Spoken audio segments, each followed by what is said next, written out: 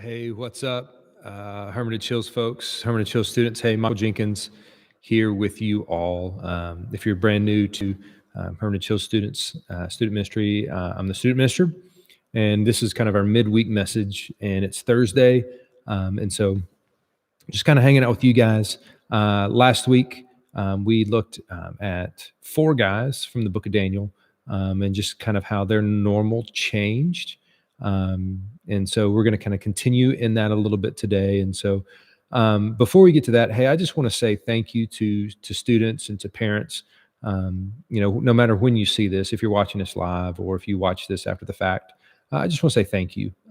Here we are, I think this is the start of week 6 of quarantine. And I know we say quarantine, but really just, we're all staying at home and, we're not at school and we're not doing the things we normally would do. It's been an unbelievable, unforeseen, unprecedented, at no time in our history has it been like this. For those of us that are alive, for sure.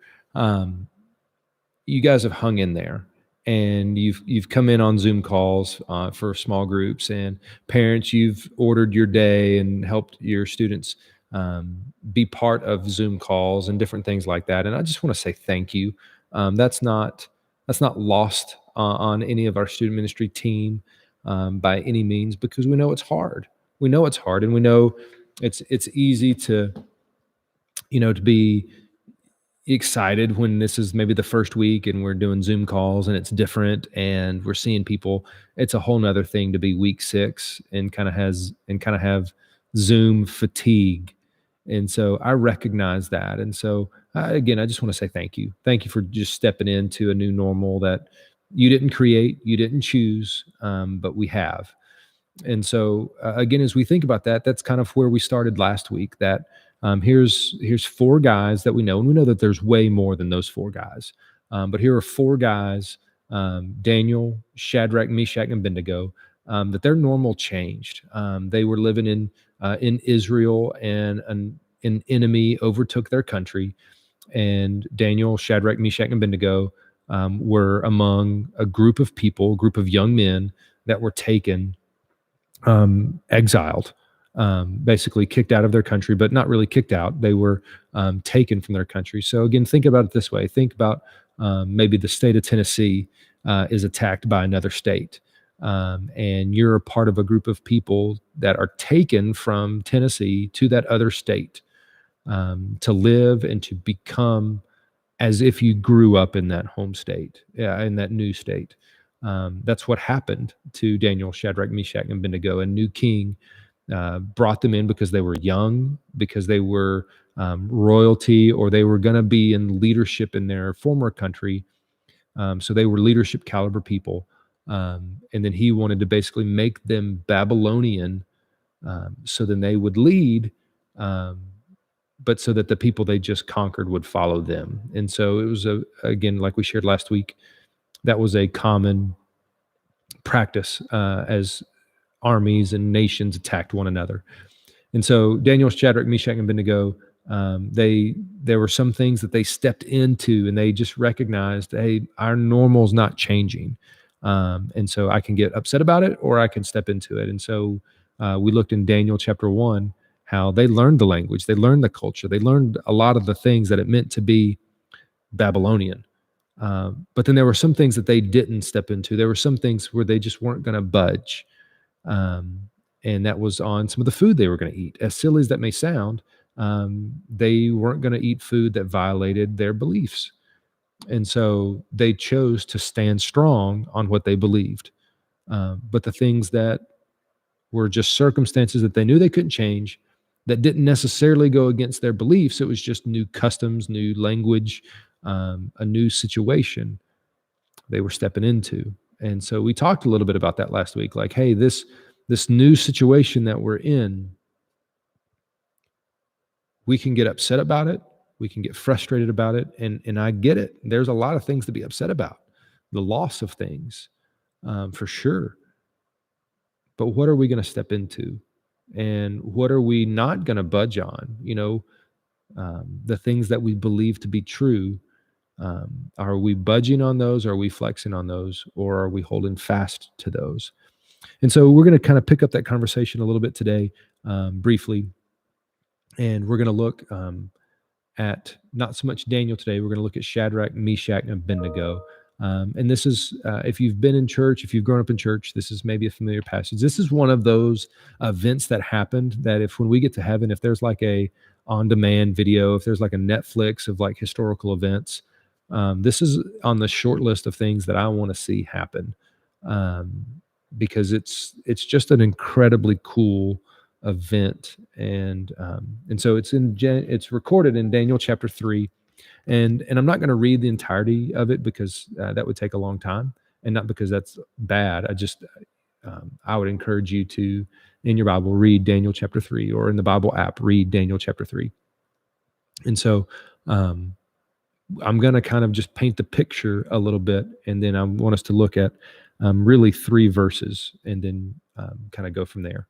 But in Daniel chapter 3, Shadrach, Meshach, and Abednego take a stand on something that they're not going to do. And the king of Babylon, oh, I just went dark. Students, I'm in the high school room, and so I didn't move enough for the sensor to not go off. But anyways, the king, his name is Nebuchadnezzar. He built a golden image of basically a big, massive statue. And he said he wanted everybody to bow down and praise every time, music was played or horns were played, things like that. Well, Shadrach, Meshach, and Abednego, they worshiped God. And they're like, well, we're not going to bow down to that idol. They're not going to bow down to that statue. That's not who we are. That's not what we believe. We're not going to budge on that. And so, they would pray in their bedrooms. They would pray to God. They would not pray to that statue. Well, the king found out that they were not praying, and that made him mad, because they were some of his leadership guys. They were some guys that he'd brought in, and they were disobeying an order. And really what had happened is some of the king's leaders that didn't like Shadrach, Meshach, and Abednego, because they were maybe more skilled, some of the leaders basically set a trap for them. The king wanted everybody to pray and everybody to bow down to that statue. But these other leaders, they said, hey, king, what if the people don't? And so we think you should make it a law and punishable by death, because these guys knew that that Shadrach, Meshach, and Abednego weren't. So they set the trap. And so Shadrach, Meshach, and Abednego knew the law, and they said, we're not budging on this. We're not bowing down to another God. We're going to bow down to our God. We're going to pray to our God. That's not how we roll. And so the king found out that Shadrach, Meshach, and Abednego still were not bowing down to the idol, and he got super mad. In fact, he said, hey, the fiery furnace that we use to kill people, bring them out. I'm going to put them in there. And he gave him one more chance, and he said, hey, bow down. I'm going to heat this furnace up, hotter than normal. And you're going to die, or you're going to bow down. Again, this is truly, they're making a choice between life or death. And so again, if I can pause for a second, there ought to be a handful of things that you and I, as just human beings, there ought to be a small handful of things that we're so unwilling to give up that we're willing to die for. Like, we shouldn't die for, our sports allegiances. If you're going to put a gun to my head and say, I've got to quit being a Titans fan, it's not worth me dying over being a Titans fan. I love the Titans, but it's not worth me dying over, right? If you say, hey, I think you should only drive trucks, and if you drive a car, I'll kill you. Well, you know what? I'll drive a truck. Or, hey, I don't think you should like sour candy. I think you should only chocolate candy. Again, I'm not willing to die on that hill. But if you move that down to, my family or what I believe about the Lord, then yeah, I'm not going to give that up. And so there should be a really small thing. There should be things, a very small handful of things that we're willing to pay that kind of price for. And this, for Shadrach, Meshach, and Abednego, this was one of those things. You're not going to make us bow down to something else. We're not budging on this. If you're going to kill us, then you're going to have to kill us. And that's the stage that we step into. And again, Daniel chapter 3 starts in verse 16. And we're going to look at 3 verses and then go from there. Shadrach, Meshach, and Abednego answered and said to the king, Nebuchadnezzar, we have no need to answer you in this matter. In other words, we've given you our answer. We're not doing this. If this be so, our God whom we serve is able to deliver us from the burning fiery furnace, and he will deliver us out of your hand. So they said, look, we've given you our answer. We're not going to bow down to your statue because we believe our God can deliver us from this furnace. In other words, we believe God can save us. Even in the midst of this, we're not going to bow down. We're going to obey to God. That's what they said in verse 17. Look at verse 18. This is awesome. But if not, let it be known to you, king, we will not serve your gods or worship the golden image that you've set up. So here's what Shadrach, Meshach, and Abednego said. Hey, we're not going to bow down. You can put us in the furnace. We're not going to bow down because we believe our God can save us. But guess what? We believe so strongly that even if God doesn't save us, we believe he can. But even if he doesn't, we're still not going to serve you. We're still not going to bow down. I love that. Like, even if God doesn't save them from the fire, they're like, we're still going to obey God. And this is kind of where I want to pause. And I would encourage you to read the rest. It's an amazing thing that happens. They get thrown in the furnace. And I'm not going to tell you what happens because I won't spoil it. I'll let you read it for yourself. But as I think about our situation, where we are, in quarantine and, a lot of things have happened. Maybe you've been sitting in your room, maybe you've been walking around your neighborhood, or maybe you've just been thinking, why would God let this happen? And maybe there's been that moment where you're like, man, God's kind of let me down. Like, I was looking forward to my senior year. I was looking forward to prom. Maybe you're a junior. Like, I was looking forward to my first prom.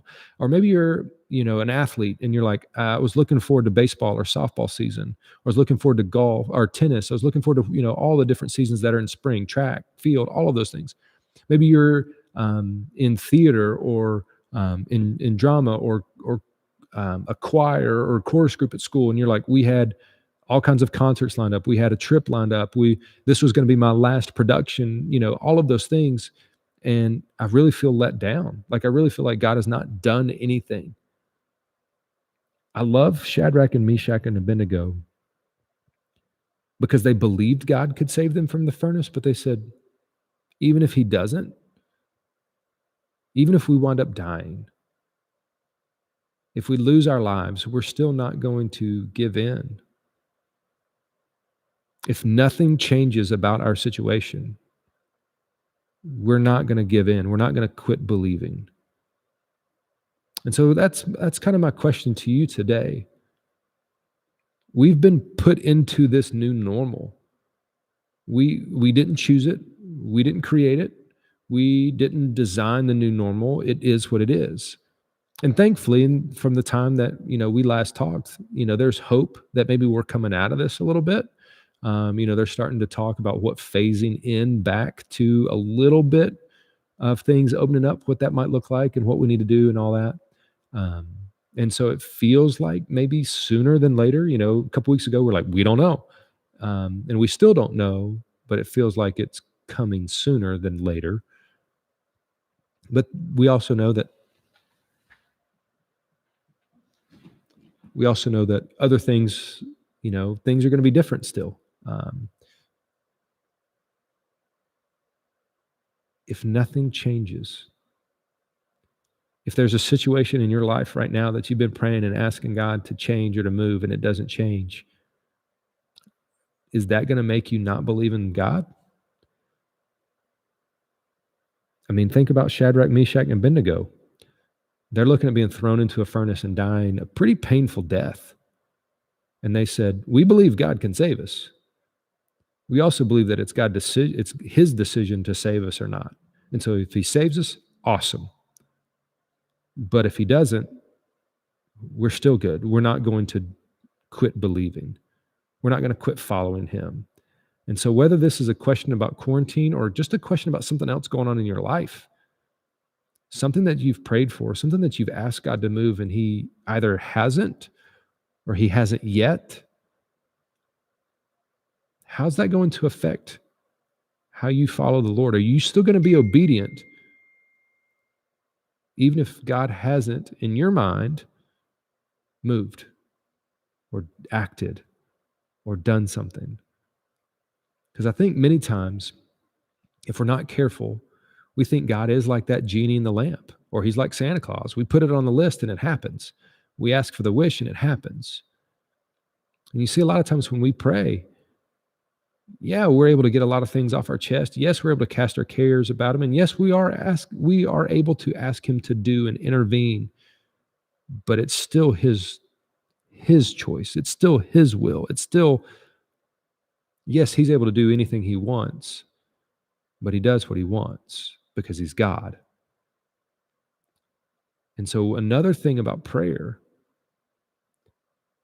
is it's a means by which our hearts and our desires are changed. It's a mean where we get to talk and spend time with the Lord, but we also find ourselves realizing that what God does, he does because he's God. And we're wise not to doubt him. We're wise to trust him. We're wise to know that even if he could have done something and yet he chose not to, it's for good, because God can't do something that is bad or wrong.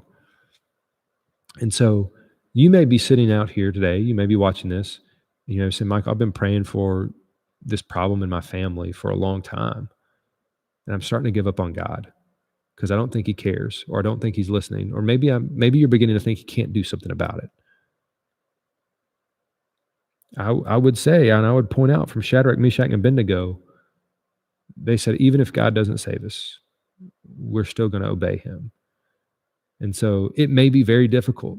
It may not mean your death, but it may be very difficult. My encouragement, and it's a challenge to you, is that going to be what breaks you from being obedient to the Lord? And I hope not, and I pray not.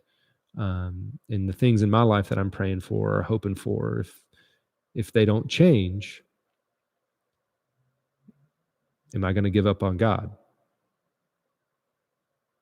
And so as we walk through just these next weeks that are going to continue to look a little different, again, our situation may change slower than we hope. There may be things going on in our life that just we can't change. There's nothing we can do about it.